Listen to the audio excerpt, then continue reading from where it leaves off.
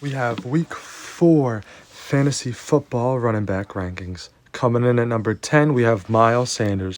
Miles Sanders has been a good RB2 so far this season. Bryce Young is back, and I think Miles Sanders will run all over this Minnesota Vikings defense, who has been horrible at defense the entire season in the last few years. Number 9, we have Derrick Henry. In my opinion, he has been very disappointing for what we were expecting him to be. We were expecting him to be a top 5 running back, and unfortunately, he has not been that so far. He is being outsnapped by Tajay Spears, but he's still Derrick Henry. You still have to put him here. And if I were you, I would go trade him away right now.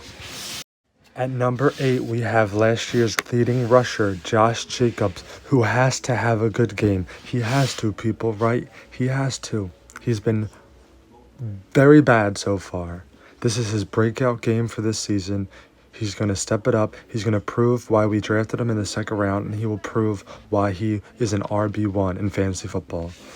At number 7, we have Kyron Williams for the Los Angeles Rams, who are versing the Indianapolis Colts.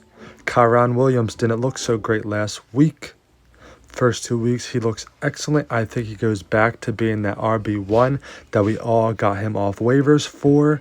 Look for him to bounce back against the Colts this week. Coming in at number 6, we have Kenneth Walker III, who is going to be at the New York Giants. Going into this season, I was not a big fan of him, but he proved me wrong. He's currently the running back 3 overall.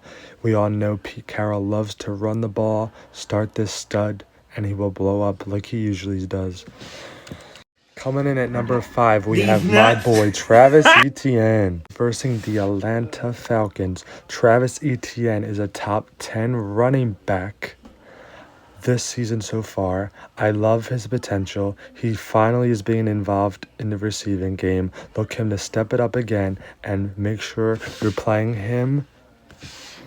Coming in at number 5, we have my boy Travis Etienne. He's been a top 10 running back. We all know he's finally being used as a pass catcher.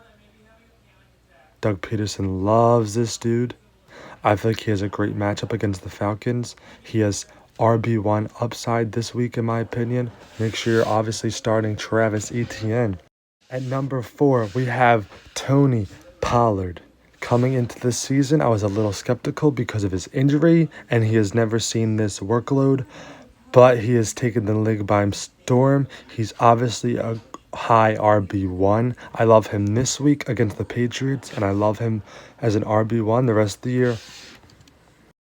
Coming in at number 3, we have your fantasy boy. He loves fantasy football. We have Austin Eckler. And as of this video, he's still questionable to play. He said himself he might actually play. Who knows? He's still battling that injury. But if he does play, he's clearly a top 3 fantasy football running back. You have to start him if he's playing.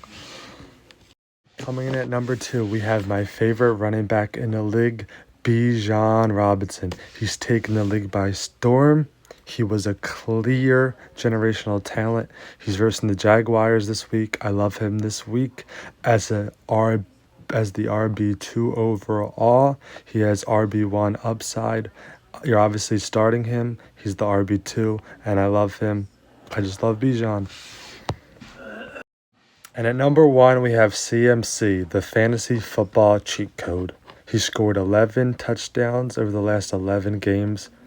He's a fantasy football cheat code. This dude doesn't even have to score touchdowns to be a cheat code. When he does score touchdowns, he is even more of a cheat code. He can rush for 100 yards and receive 100 yards in any given game. He's the clear RB1. He might be the best fantasy football player over Justin Jefferson, over Tyreek Hill. I love this man. He's the clear RB1, and in my opinion, it's not even close.